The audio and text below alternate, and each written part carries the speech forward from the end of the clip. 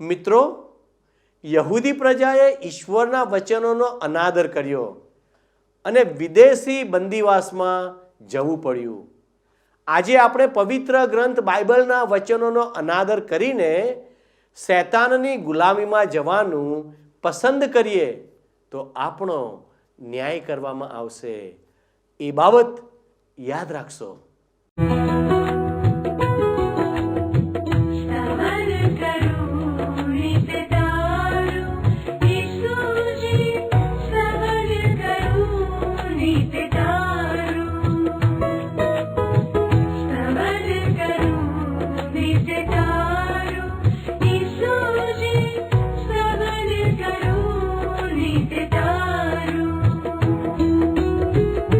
आज सवारे साध सुनी तऊ महिमा करूं प्रभु तारो,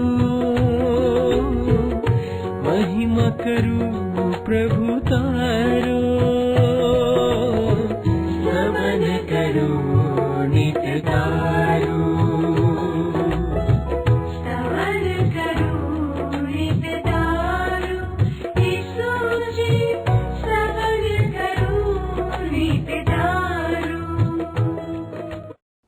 નમસ્તે મિત્રો, સ્તવન કાર્યક્રમમાં આપ સૌનું સ્વાગત કરવામાં મને ખૂબ આનંદ થાય છે. કારણ કે સ્તવન કાર્યક્રમમાં આપણે ઈશ્વરના વચન બાઇબલનો અભ્યાસ કરીએ છીએ. પવિત્ર ગ્રંથ બાઇબલનો અભ્યાસ કરવાથી આપણું જીવન સરળ અને સંતુલિત બને છે. બાઇબલ એ કોઈ એક સમુદાય માટે લખાયેલો ધર્મગ્રંથ નથી, પણ તે તો સમગ્ર માનવ જાત માટે લખાયેલ છે.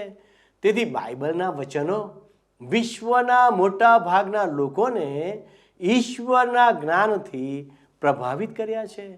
દાઉદ રાજા પવિત્ર ગ્રંથ બાઇબલમાં જણાવે છે, જે યહોવાના નિયમશાસ્ત્રનું રાત દિવસ મનન કરે છે તે નદીની પાસે રોપાયેલા ઝાડના જેવો થશે, અને તે પોતાના ફળ પોતાની ઋતુ પ્રમાણે આપે છે, અને જેના પાંદડા કદી પણ ચીમળાતા નથી, અને વળી જે કંઈ તે કરે છે તે સફળ થાય છે.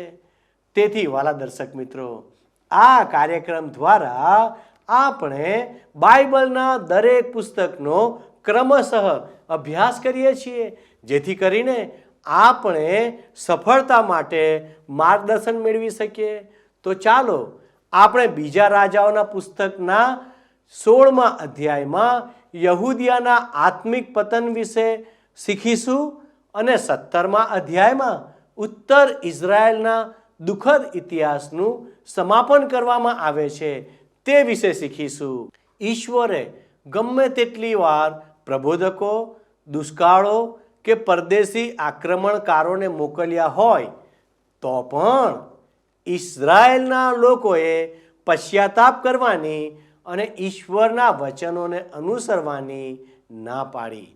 પરિણામે આસુરના લોકોએ ઇઝરાયેલ પર વિજય મેળવીને ત્યાંના લોકોને બંદીવાસમાં લઈ ગયા તેનું વર્ણન કરવામાં આવ્યું છે.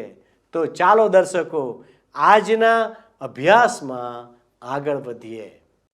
આ દિવસોમાં મિત્ર સ્તવન કાર્યક્રમમાં આપણે બાઇબલમાં જૂના કરારના વિભાગમાં રાજાઓનું જે બીજું પુસ્તક આવ્યું છે એનો અભ્યાસ કરી રહ્યા છીએ. રાજાઓના બીજા પુસ્તકના 16મા અને 17મા એમ 2 અધ્યાયોનો અભ્યાસ કરવાના છે. વારું, રાજાઓનું બીજું પુસ્તક 16મો અધ્યાય તમે ખુલ્લો કરો. પ્રથમ 3 કલમો જોશો મારી સાથે સાથે. અહીં લખવામાં આવ્યું છે, રમાલ્યાના દીકરા પેકાહને 17મે વર્ષે યહૂદાના રાજા યોથામનો દીકરો આહાઝ રાજ કરવા લાગ્યો. આહાઝ રાજ કરવા લાગ્યો ત્યારે તે 20 વર્ષનો હતો. તેણે યરૂશાલેમમાં 16 વર્ષ રાજ કર્યું. તેના પિતા દાઉદે પોતાના દેવ યહોવાની દ્રષ્ટિમાં જે સારું હતું તે કર્યું હતું, તે પ્રમાણે તેણે કર્યું નહીં. પણ તે ઇઝરાયેલના રાજાઓને માર્ગે ચાલ્યો, ને જે પ્રજાઓને યહોવાએ ઇઝરાયેલ પુત્રો આગળથી આંકી કાઢી હતી તેમના ધિક્કાર પાત્ર કૃત્યો પ્રમાણે તેણે પોતાના દીકરાને અગ્નિમાં થઈને ચલાવ્યો.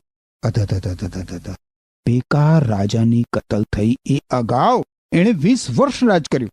ઇઝરાયેલી રાષ્ટ્ર ઉપર પેકાહ રાજાના શાસનને 17મે વર્ષે યહૂદિયાના રાષ્ટ્ર ઉપર આહાઝે રાજ કરવાનું શરૂ કર્યું. અને આ આહાઝ રાજા કેટલો બધો દુષ્ટ અને પાપી રાજા છે. તમે જોયું ચોથી કલમ જુઓ. તે ઉચ્ચ સ્થાનોમાં પર્વત પર તથા પ્રત્યેક લીલા વૃક્ષ તળે યજ્ઞ કરતો તથા ધૂપ બાળતો. આ ઇઝરાયેલના અન્ય રાજાઓના દુષ્ટ માર્ગોમાં ચાલે છે. આ રાજા એણે કાલ્પનિક દેવોને બલિદાન તરીકે જીવતા બાળકોનું અર્પણ કરવાનું ભયાનક અને ખોફનાક એવું કૃત્ય કર્યું. આત્મિક રીતે મિત્ર, આનાથી વધારે નીચલી કક્ષાએ ઉતરી શકાય ખરું? જરા વિચાર કરો. કેટલી બધી આત્મિક અધોગતિ. 5મી કલમમાં લખ્યું છે, તે વેળાએ અરામનો રાજા રસીન તથા ઇઝરાયેલના રાજા રમાલ્યાહનો દીકરો પેકાહ યરૂશાલેમ પર યુદ્ધ કરવા ચડી આવ્યા. તેઓએ આહાઝને ઘેરી લીધો, પણ તેને જીતી શક્યા નહીં.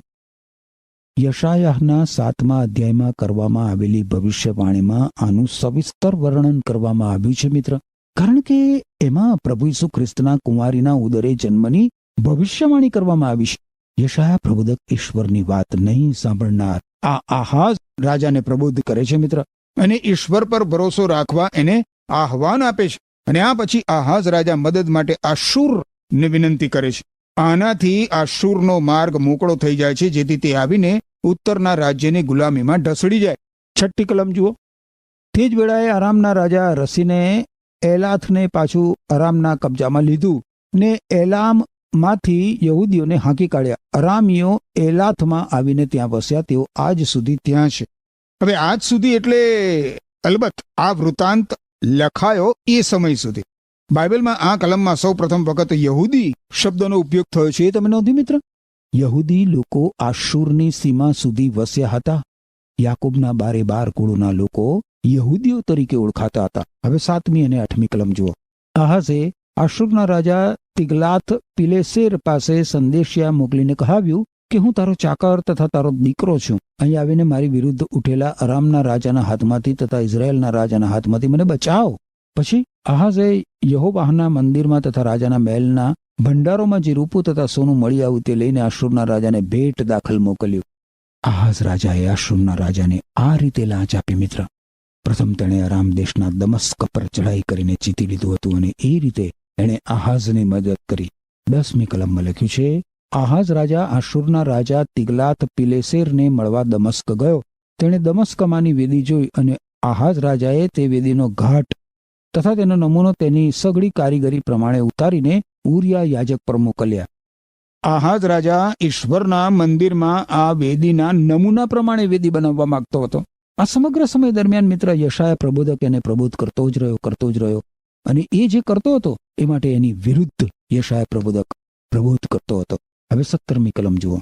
આહાઝ રાજાએ જળગાળીઓની તખ્તીઓ કાપી નાખી ને તે પરના કુંડા લઈ લીધા અને સમુદ્રને પિત્તળના ગોધા પરથી ઉતારીને પથ્થરના ઓટલા પર મૂક્યો. આહાઝ રાજા, તમે જુઓ મિત્ર, સત્ય સનાતન જીવંત અને પવિત્ર ઈશ્વરના મંદિર માટે પોતાનો પારાવાર તિરસ્કાર આ રીતે પ્રદર્શિત કરી રહ્યો છે. 18 થી 20 કલમોમાં લખ્યું છે, અને સાબાથને સારું જે ઢંકાયેલો રસ્તો મંદિરની અંદર તેઓએ બાંધેલો હતો તે તથા રાજાને પ્રવેશ કરવાનો જે માર્ગ બહારની બાજુએ હતો તે તેણે આશૂરના રાજાને લીધે ફેરવીને યહોવાના મંદિરમાં વાળ્યો. હવે આહાઝે કરેલા બાકીના કૃત્યો તે યહૂદાના રાજાઓના કાળ વૃત્તાંતના પુસ્તકમાં લખેલા નથી શું? અને આહાઝ પોતાના પિતૃઓ સાથે ઊંઘી ગયો, ને તેને દાઉદના નગરમાં તેના પિતૃઓ સાથે દાટવામાં આવ્યો, અને તેની જગ્યાએ તેના દીકરા હિસ્કિયાહે રાજ કર્યું. આહાઝ રાજાએ ઈશ્વરના મંદિરને ગમરોળી નાખ્યું, અને તેમાંની સાધન સામગ્રી એણે લઈ લીધી. આખરે આ આહાઝ રાજા પર મરણ પામ્યો, અને તેને સ્થાને તેનો દીકરો હિસ્કિયા રાજગાદી ઉપર આવ્યો. હવે આ આહાઝ રાજા જેવા ઈશ્વરનો ત્યાગ કરનાર વ્યક્તિને હિસ્કિયા રાજા જેવો દીકરો થાય એ તો અત્યંત આશ્ચર્યજનક બાબત છે. વારું, હવે 17મા અધ્યાયમાં આપણે જોઈશું મિત્ર, તો ઇઝરાયેલી પ્રજાને ગુલામીમાં ઢસડી જવામાં આવે છે. ઈશ્વરે ઇઝરાયેલી પ્રજાને ગુલામીમાં જવા દીધી એના કારણો તમે જુઓ. એ લોકો ઈશ્વરને આધીન રહ્યા નહીં. 13મી અને 14મી કલમ જુઓ. શું કે છે અહીંયા? 13મી અને 14મી કલમ કે છે, તેમ છતાં યહોવાએ દરેક પ્રબોધક તથા દરેક દષ્ટાહતક ઇઝરાયેલને તથા યહૂદાને સાક્ષી આપીને કહ્યું હતું કે તમે તમારા દુષ્ટ માર્ગોથી પાછા ફરો, અને જે સર્વ નિયમશાસ્ત્ર મેં તમારા પિતૃઓને ફરમાવ્યું હતું ને જે મેં મારા સેવક પ્રબોધકો હસ્તક તમારી પાસે મોકલ્યું હતું તે પ્રમાણે મારી આજ્ઞાઓ તથા મારા વિધિઓ તમે પાળો. તો પણ તેઓએ તેનું સાંભળ્યું નહીં, પણ તેઓના પિતૃઓ કે જેઓ પોતાના દેવ યહોવા પર વિશ્વાસ રાખતા નહોતા, તેઓના જેવા તેઓ સ્વચ્છંદી થઈ ગયા હતા. જોયું મિત્ર?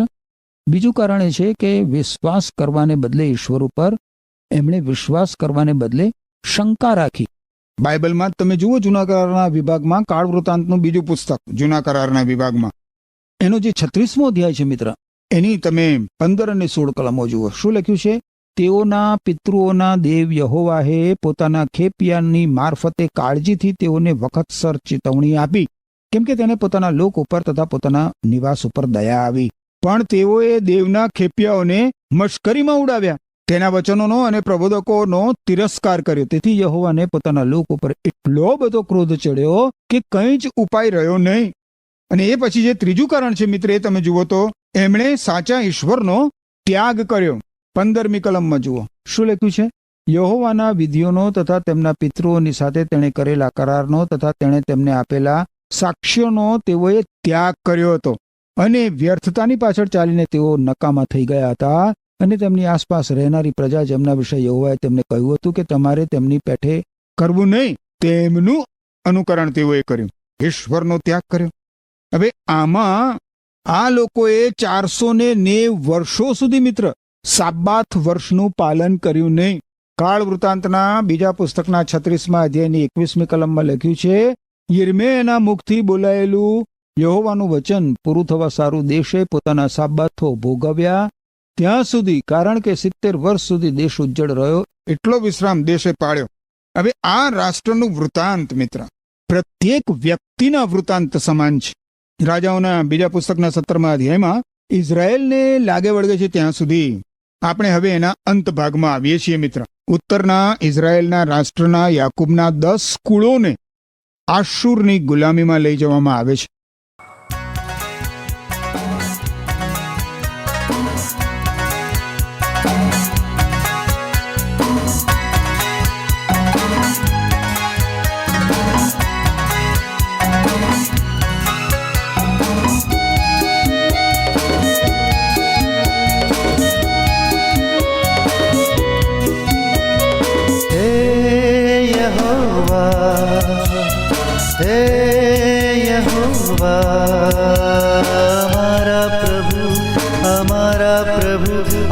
પૃથ્વીમાં નામ તારું કેવું મહાન છે, સૌથી મહાન એ સૌથી મહાન.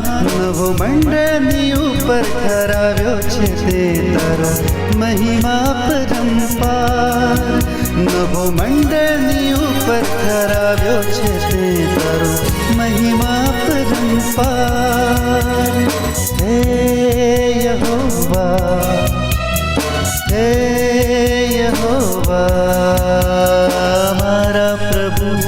અમારા પ્રભુ આખી પૃથ્વીમાં નામ તારું કેવું મહાન છે, સૌથી મહાન એ સૌથી મહાન. નવો મંડળની ઉપર કરાવ્યો છે તે તારો મહિમા પરંપાર. નવો મંડળની ઉપર કરાવ્યો છે તે તારો મહિમા પરંપાર.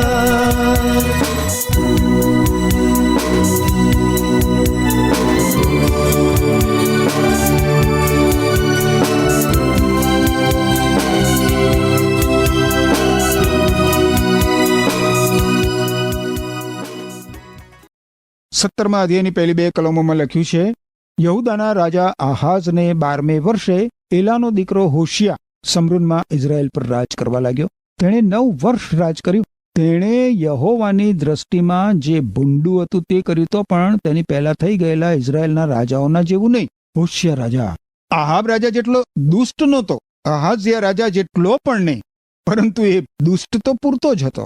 3 થી 5 કલમોમાં લખ્યું છે, તેના પર આશુરનો રાજા શાલ્માનેસેર ચડી આવ્યો, અને હોશિયા તેનો તાબેદાર થઈને તેને ખંડણી આપવા લાગ્યો. પણ આશુરના રાજાને હોશિયાનું કાવતરું માલુમ પડ્યું, કેમ કે તેણે મિસરના 100 નામના રાજા પાસે ખેપિયા મોકલ્યા હતા, ને વર્ષોની પેઠે તેણે તેને ખંડણી ભરી નહોતી. તેથી આશુરના રાજાએ તેને કેદ કરીને બંદીખાનામાં નાખ્યો.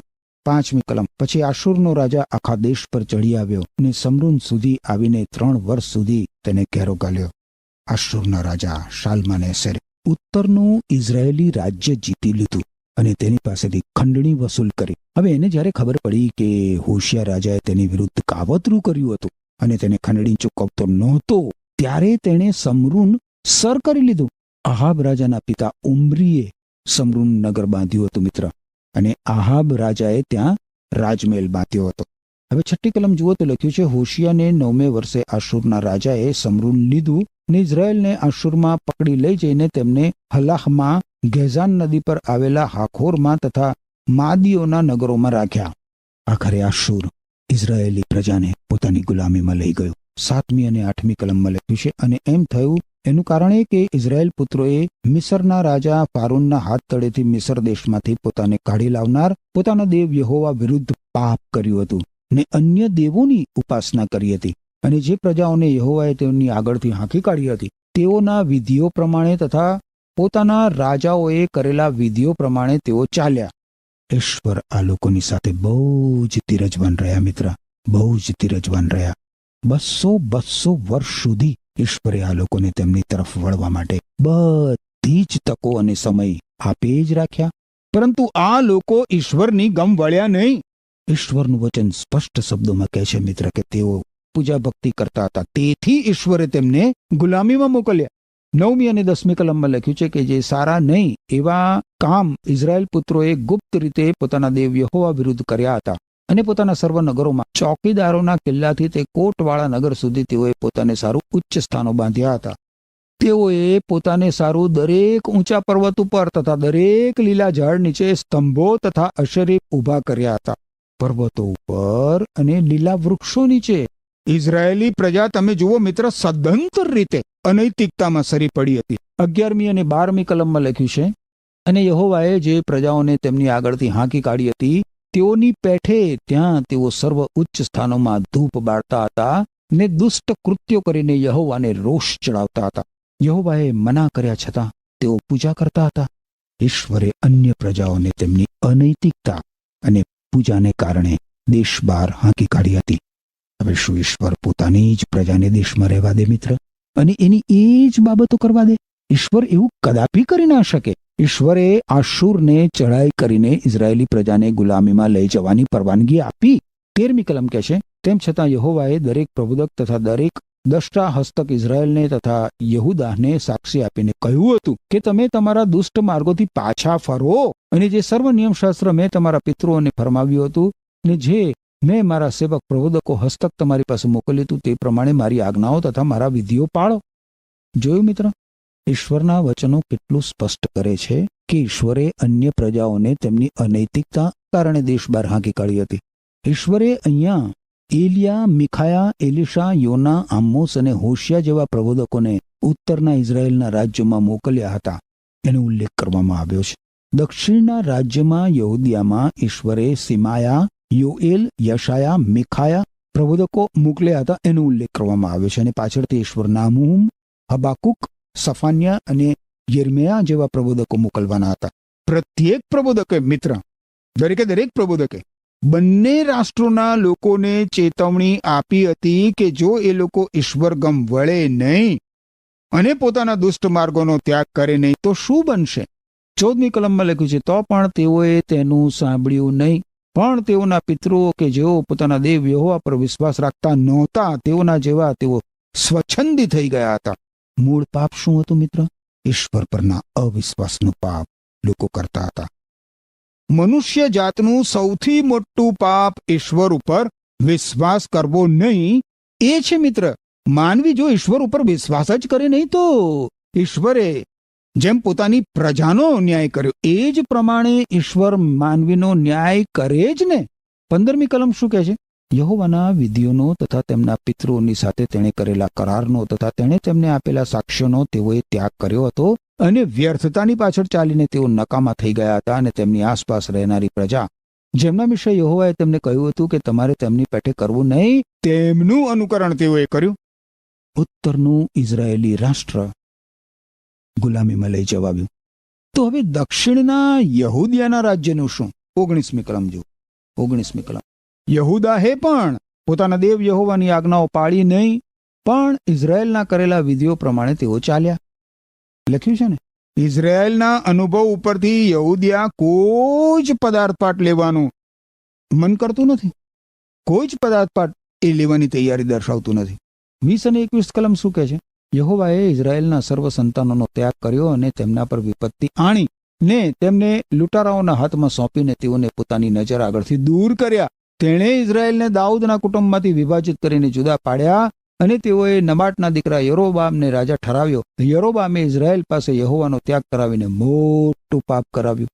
22 અને 23 કલમમાં લખ્યું છે, ઇઝરાયેલ પુત્રો યરોબામે કરેલા સર્વ પાપો પ્રમાણે ચાલ્યા. તેનાથી તેઓ દૂર રહ્યા નહીં એટલે સુધી કે યહોવા પોતાના સેવક સર્વ પ્રબોધક મારફતે બોલ્યો હતો તે પ્રમાણે તેણે ઇઝરાયેલને પોતાની નજર આગળથી દૂર કર્યા. એમ ઇઝરાયેલ તેમના પોતાના દેશમાંથી આસુરમાં લઈ જવામાં આવ્યા અને તેઓ આજ સુધી ત્યાં જ છે.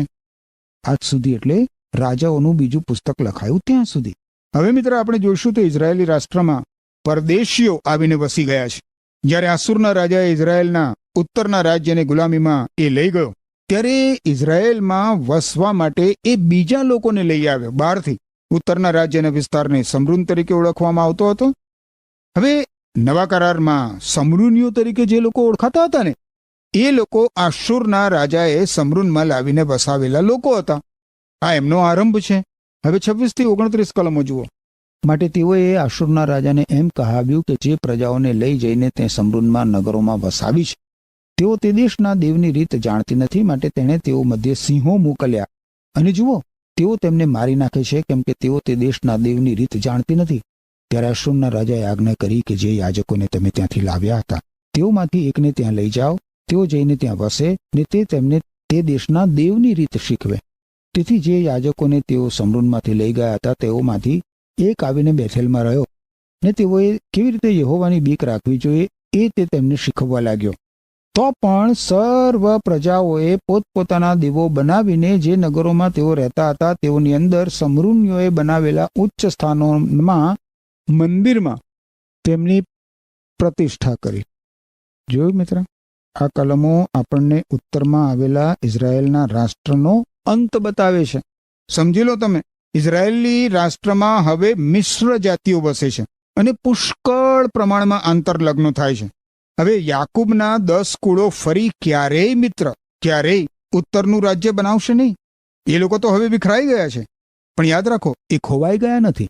આજે તમે અને હું મિત્ર પાપને કારણે ઈશ્વરથી દૂર વિખરાઈ ગયેલા છીએ, ખોવાઈ ગયેલા છીએ, પણ એ જ ઈશ્વર આજે એમના પુત્ર પ્રભુ ઈસુ ખ્રિસ્તની મારફતે આપણને પોતાની સાથે સીધા સંબંધમાં લાવવા તૈયાર છે. જો આપણે ઈસુ ખ્રિસ્ત પર વિશ્વાસ કરીને ઈસુ ખ્રિસ્તને શરણે આવીએ તો શું તમે મિત્ર પ્રભુ ઈસુ ખ્રિસ્ત પર વિશ્વાસ કરીને પ્રભુ ઈસુ ખ્રિસ્તને શરણે આવીને જીવંત પવિત્ર સત્ય સનાતન ઈશ્વર સાથે સીધા સંબંધમાં આવશો? એમ કરવા માટે ઈશ્વર તમને કૃપા આપો. આમેન. વહાલા દર્શક મિત્રો, આજે આપણે અંત સમયમાં થનાર બાબતો વિશે શીખ્યા, જેમાં દુનિયાવી વ્યવહારને અનુસરનાર અને ઈશ્વરની વિરુદ્ધની ઉપાસના અને બાળ બલિદાનની ઘૃણાસ્પદ પ્રથાનો સમાવેશ થાય છે. જગત સાથે સમાધાન કરવાથી આત્મિક અંધાપો આવી શકે છે. ખરું ને દર્શક મિત્રો? ઈશ્વરમાં વિશ્વાસ રાખો. માણસ પર ભરોસો રાખવા કરતાં ઈશ્વર પર ભરોસો રાખવો વધારે સારું છે. જેઓ તેમના બાળકોને મારી નાખે છે તેમના માટે ચેતવણી છે. ઈશ્વર માતાના ગર્ભાશયમાં દરેક બાળકની રચના કરે છે. માતા પિતા ફક્ત તેમના બાળકોના સંચાલક છે. બાળકોના બલિદાનની પ્રથા અને ગર્ભપાત એ ઈશ્વર વિરુદ્ધનું પાપ છે. તેમને ઈશ્વર સખત ચેતવણી આપે છે. રાજકીય દબાણ સામે મુખ્ય યાજક ડરપોક સાબિત થાય છે. મિત્રો, સામાન્ય રીતે માનવીએ સ્થાપેલી સત્તાઓને આધીન થવું વિશ્વાસીઓ માટે જરૂરી છે. પણ જ્યારે કોઈ વિશ્વાસીને ઈશ્વરના નિયમનું ઉલ્લંઘન કરવાનું કહેવામાં આવે ત્યારે આ નિયમ લાગુ પડતો નથી. મંડળીઓએ તેમના રાજકીય હિતોને ક્યારેય ઈશ્વરના નિયમોથી ઉપર ન મૂકવા જોઈએ. યહૂદી પ્રજાનું બંદીવાસમાં જવું, સમરૂનની અનેક વખતની ઘેરાબંધી એ ઈશ્વરના ન્યાયની ચેતવણી હતી. ઈશ્વરે યહૂદીઓને ચેતવવા માટે ઘણા બધા પ્રબોધકોને મોકલ્યા, પણ યહૂદીઓએ પ્રબોધકોની ભવિષ્યવાણીઓ અને ચમત્કારોની અવગણના કરી. પરિણામે તેઓને દેશ નિકાલ થવું પડ્યું. આમ ઈશ્વરના વચનોનો અનાદર કરવાથી ઈશ્વર ન્યાય કરે છે, અને ઈશ્વર કોઈનો પણ ન્યાય કરતા પહેલા ચેતવણી આપે છે. આસુરની પ્રજાને એક મધ્યસ્થીની જરૂરિયાત સમજાઈ, પણ તેઓએ જુઠ્ઠા યાજકોની નિમણૂક કરી. ઈશ્વરનો ભય મધ્યસ્થીની જરૂરિયાતનું ભાન કરાવે છે. આપણા મધ્યસ્થી એવા પ્રભુ ઈસુ ખ્રિસ્તે આપણું ઈશ્વર પિતાની હાજરીમાં સમાધાન કર્યું છે. યોગ્ય મધ્યસ્થી અને પ્રાયશ્ચિત કરવામાં ન આવે તો ઈશ્વર આપણો ન્યાય કરશે. ઈશ્વરના વચનોને જે રીતે લખવામાં આવ્યા છે તેને વિશ્વાસુ રહીએ. જેઓ ઈશ્વરના વચનોમાં સુધારા વધારા કરીને જુઠ્ઠા ધર્મો રચે છે, તેઓનો ઈશ્વર પણ ન્યાય કરશે. પ્રિય મિત્રો, આજે આપણા મધ્યસ્થ કોણ છે? આજે જ નક્કી કરો. પ્રભુ ઈસુને તમારા મધ્યસ્થ બનાવો. વહાલા દર્શકો, આવો આપણે ઈશ્વરની પાસે પ્રાર્થના કરીને સહાય માગીએ.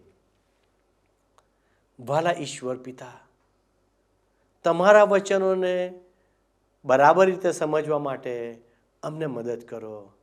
તમારા વચનને આધીન થવા માટે તમારી કૃપા પૂરી પાડો.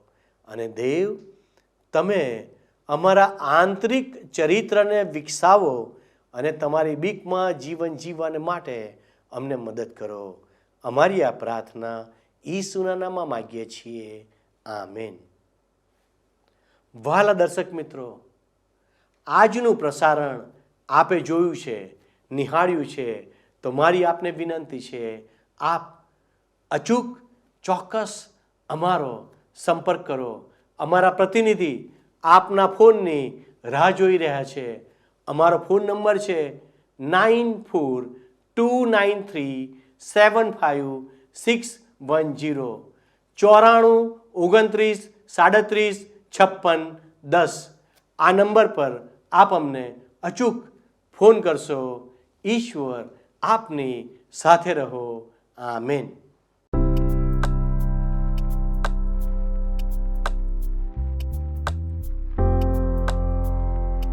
મિત્રો, ગત પ્રશ્નનો જવાબ છે અઝારિયા.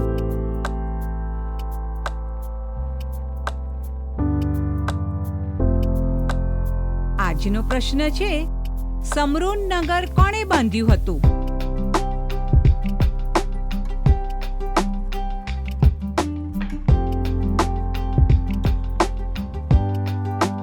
જવાબ આપે સ્ક્રીન પર દર્શાવેલ વોટ્સએપ નંબર પર આપવાનો રહેશે. કાર્યક્રમ દરમિયાન પૂછેલા પ્રશ્નનો સાચો જવાબ આપનાર વિજેતાઓના નામ દર મહિનાના પ્રથમ સોમવારે જાહેર કરવામાં આવશે.